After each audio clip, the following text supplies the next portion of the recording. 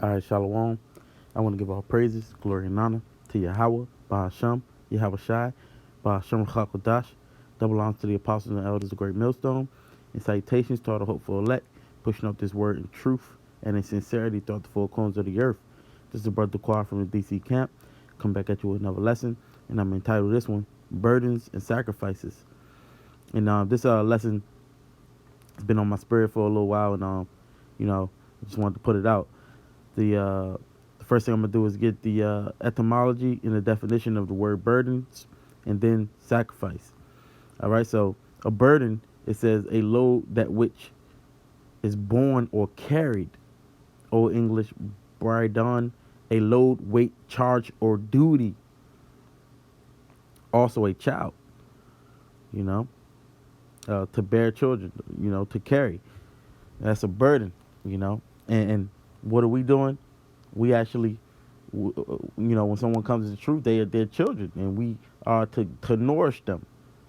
The brothers brought that out yesterday. Nourish and admonish children. As we are children ourselves, man. But just as we are teachers, just as we are students, we are teachers as well, and we have a duty to watch over the flock.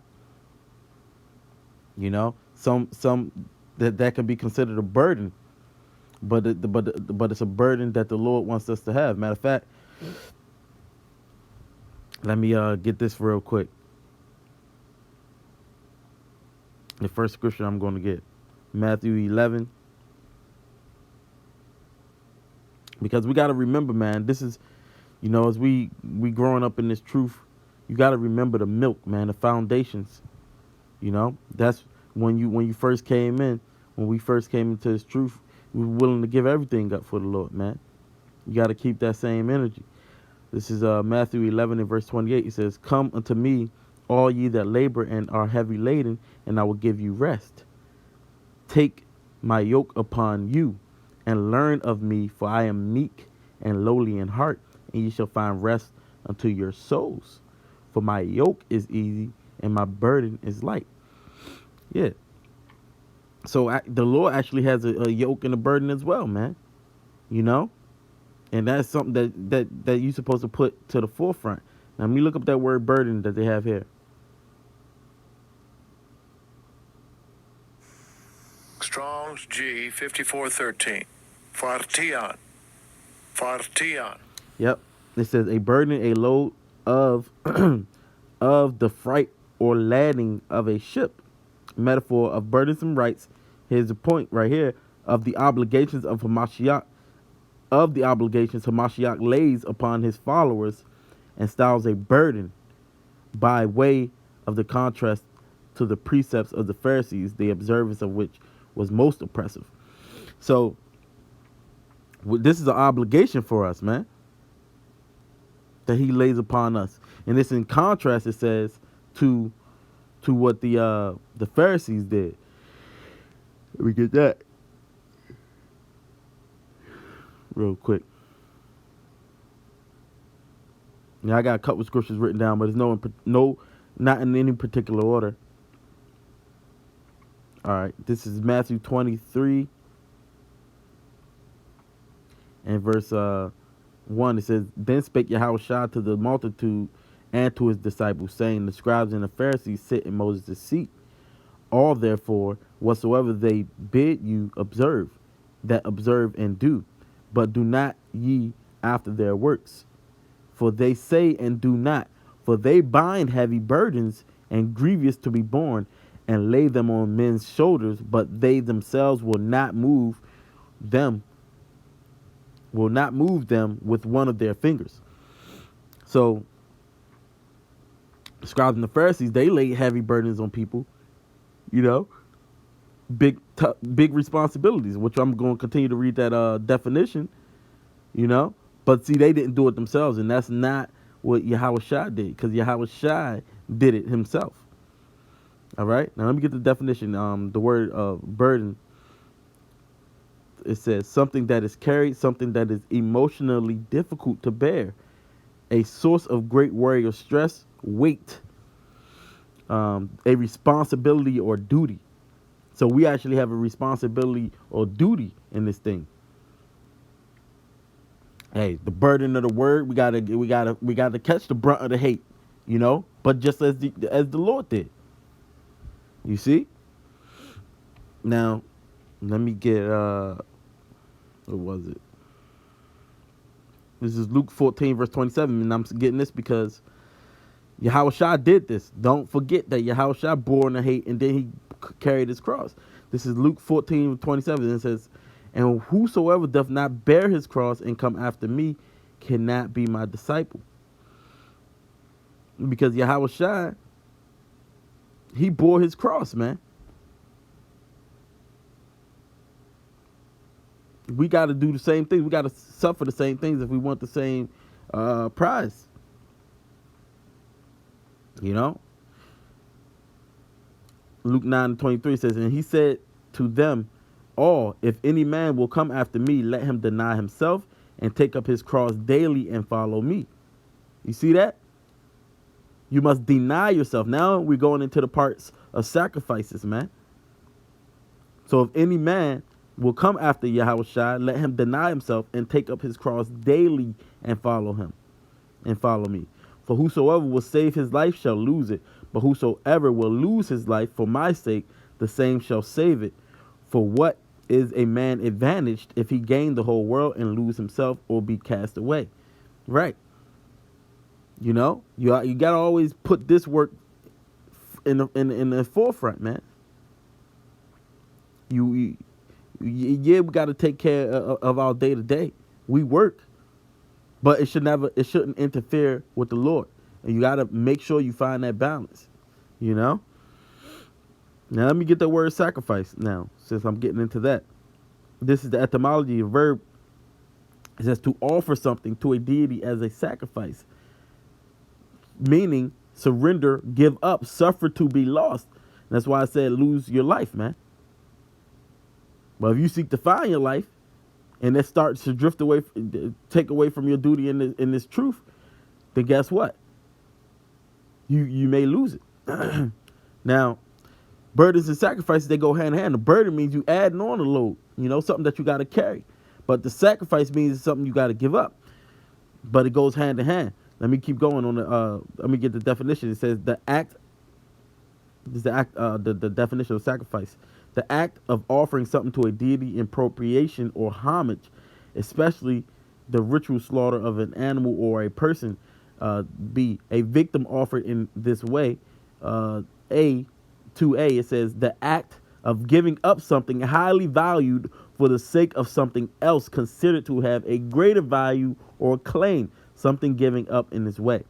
So we have to give up things. We have to sacrifice things of this world and take on the burden of the Lord in order to receive the kingdom, man. You see? That's just what we have to do. That's a part of this thing. That's a part of the discipleship of a man of the Lord.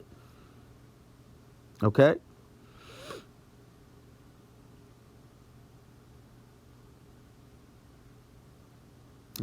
Okay, what I want.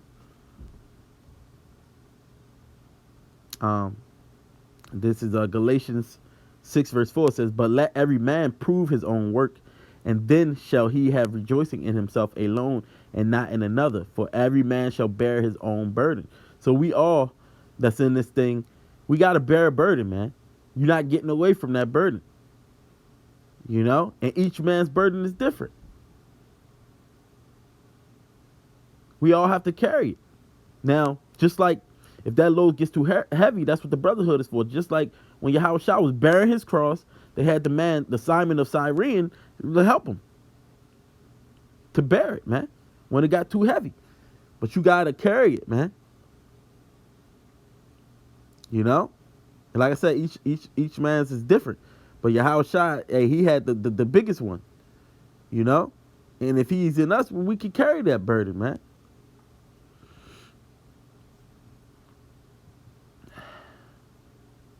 This is Mark 10 and 21. It says, then Yahushua beholding him, matter of fact, because this is talking about the I think I want that. Let me see something. I know it's in Luke as well, but let me get what is it? The meaning of sacrifice, man. The sacrifice means that you got to give the Lord whatever, whatever He requires, man, of our time, our earthly possessions, our energy, just to further His work, man, to do the will of the Lord. Let me get this. Matthew 6. Let me go back to what I wanted. This is Matthew 6 in verse 33. It says, "But seek ye first the kingdom of God and His righteousness, and all these things shall be added unto you." So that's what we're supposed to be doing, man. You know, our willingness to sacrifice is an indication of our devotion to the Lord, man. Okay, that's what it means to be religious, man. To be devoted. People, people always been tired, man. You know, we all through the beginning of time, men of the Lord has been tried and tested to see if they will put things of the Most High ahead of anything else in their life, man. We seen it with Abraham. He was ready to sacrifice his son, man. That's the faith that we're supposed to have. And he loved his son. But you got to sacrifice certain things for the Lord, man. Because it's not to be compared. We talk about something of eternity. If you really believe that, you know, this is our reasonable service, man. You got the Lord willing to give us the world, man. Give us everything. Are you willing to do the same? This is what the marriage is, man. When you supposed to get married, you got two people, and well, in this world, it's two people that they devoted to each other, you know, and that's how it is. Let me get that real quick. Romans 12 and verse 1. "I beseech you, therefore, brethren, by the mercies of the Most High, that ye present your bodies a living sacrifice, holy and acceptable unto the Most High, which is your reasonable service." First of all, that's the whole duty of man, is to worship the Lord. Why you think you put on this earth, man? And you was actually an Israelite. Not only that, in this day, you was an Israelite that was able to see the truth, man. When the majority of our people are not. So why you think the Lord gave you that? To serve Him, man. Now when you complete your work, you will receive the reward. But right now in the world we're gonna have tribulation. But in the Lord we're gonna have peace, man. Right now we're gonna have them burdens. We're gonna have those sacrifices, man. We're gonna have to suffer loss. Now let me get, let's say, ultimately we must be willing to give everything for the Lord, man. You know, to build up this kingdom, man, and to bring Zion, man, back, man. You know, look at like if you look at things in a carnal mindset, because a lot of we becoming spiritual, but a lot of people need to see it carnally to understand, man. Imagine if it was an actual cross, and you had to carry it to a certain point to receive your prize. What would happen if you never picked up the cross, man? You kept putting it off day by day. Put it off day by day, man, and you never got it. You didn't know it was what the time limit was for, man, but you put it off. You know? And you had this man. Let me get it real quick. Let me go to it. Luke 18. Let me see real quick. 1 second. Okay. Yeah, this is Luke 18 in verse 18. It says, "And a certain ruler asked him, saying, Good master, what shall I do to inherit eternal life? And Yahushua said unto him, Why callest thou me good? None is good save one, that is the Most High. Thou knowest the commandments. Do not commit adultery. Do not kill. Do not steal. Do not bear false witness. Honor thy father and thy mother. And he said, All these have I kept from my youth up. Now when Yahushua heard these things, he said unto him, Yet lackest thou one thing. Sell all that thou hast, and distribute unto the poor, and thou shalt have treasure in heaven, and come follow me." Now, see, he was telling them he had to give things up, man. He gained all these worldly possessions, but now you got to give it up for the sake of the church. And every man's sacrifice is different as well, man. All right. It says, and when he heard this, he was very sorrowful, for he was very rich. And when Yahushua saw that he was very sorrowful, he said, how hardly shall they that have riches enter into the kingdom of the Most High? For it is easier for a camel to go through a needle's eye than for a rich man to enter into the kingdom of the Most High. Now, that young ruler, he was considered a good man. People would have said he was a good man, But when he was put to the test, what happened? He wasn't willing to give up those worldly possessions, man. He folded. That's the opposite of the disciples of the Lord, man. Let me get that. Matthew 4 in verse 19. Or I start from 18. It says, and Yahushua walking by the sea of Galilee saw the two brethren, Simon and Peter and Andrew his brother, casting a net into the Salah. Simon called Peter and his brother and Andrew his brother, casting a net into the sea, for they were fishers. And he saith unto them, follow me, and I will make you fishers of men. And they straightway left their nets and followed him. So they was willing to sacrifice everything that they had and followed the Lord, man.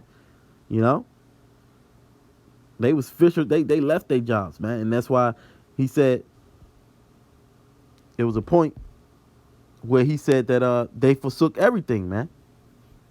And what shall we inherit? Let me get that.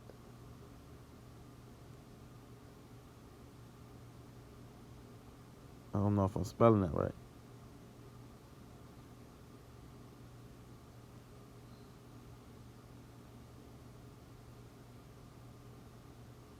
Salakia. Oh. Yep, I was spelling it wrong.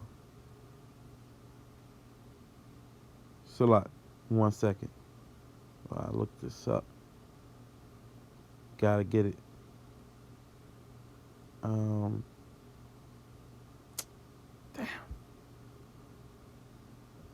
I think it's 19. Let me just try this. This is Matthew 19, and then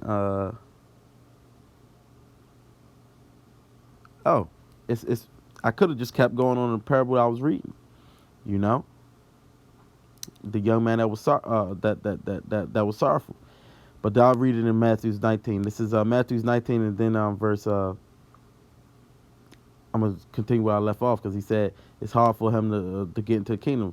So this is 25. It says, when his disciples heard it, they were exceedingly amazed, saying, who then can be saved? But Yahushua beheld them and said unto them, with men it is impossible, but with the Most High all things are possible. Then answered Peter and said unto him, behold, we have forsaken all and followed thee. What shall we have therefore? And Yahushua said unto them, verily I say unto you, that ye which have followed me, and remember, you got to carry your cross if you want to follow him. Ye which have followed me in the regeneration, when the Son of Man shall sit in the throne of his glory, ye also shall sit upon 12 thrones, judging the 12 tribes of Israel. And everyone that hath forsaken houses, or brethren, or sisters, or fathers, or mothers, or wives, or children, or lands, for my name's sake, shall receive an hundredfold and inherit everlasting life. All right. So that's anything that you love in this world, man. If you forsook that for, you sacrifice that for the Lord, all right? And you're going to receive a hundredfold for that, man. And I'm going to look up that word forsaken. And you're going to receive an everlasting life. That's why it's not to be compared. Strong's G 863. Afia me. Afia me. Yep, it says to send away, to bid away, or depart of a husband divorcing his wife, to send forth, yield up, to expire, to let go, let alone, let be, to disregard, to leave, not to discuss now a topic. All right? To go another place. You departing, man. You leaving it behind. And that's what we doing, man, to our lives. Don't forget that. All right? We are not to forget that, man. Yeah, what's his name? Oh, Peter, not Peter, Paul. This is what he said. Let me get that. Philippians. I got a couple more. I'm gonna close. Philippians 3. Yeah. Philippians 3 in verse 7. It says, "But what things were gained to me, those I counted loss for Hamashiach." And this is also opposite of the rich man, man, because he Paul he had a high position, man. But guess what? He said, but what things were gained to me, those I counted loss for Mashiach. So he gave those things up for the Lord. Yeah, doubtless I count all things but loss for the excellency of the knowledge of Hamashiach, Yahushua my Lord, for whom I have suffered the loss of all things, and do count them but dung, that I may win Hamashiach, and be found in him, not having my own righteousness, which is of the law, but that which is through the faith of Hamashiach, the righteousness which is of the Most High by faith. Now, yeah, he let all those things go so that he may win the Lord, man. He was seeking after that crown, and he also understood that he will receive everything a hundredfold, man. You know, and we got to keep that same fire about us, man. All that stuff it ain't shit, you know. If we do receive things in this world, it's to benefit the body, man. You know. Yeah, you gonna have certain times to we in the flesh, so you certain times you can do certain things that you like, But just like when it comes to tights, man, you pay that 10% to the Lord first, man. Then you can enjoy yourself. All right. We ended off with let me see. Yeah, I'm gonna end it off with this one then. This is Romans 8 in verse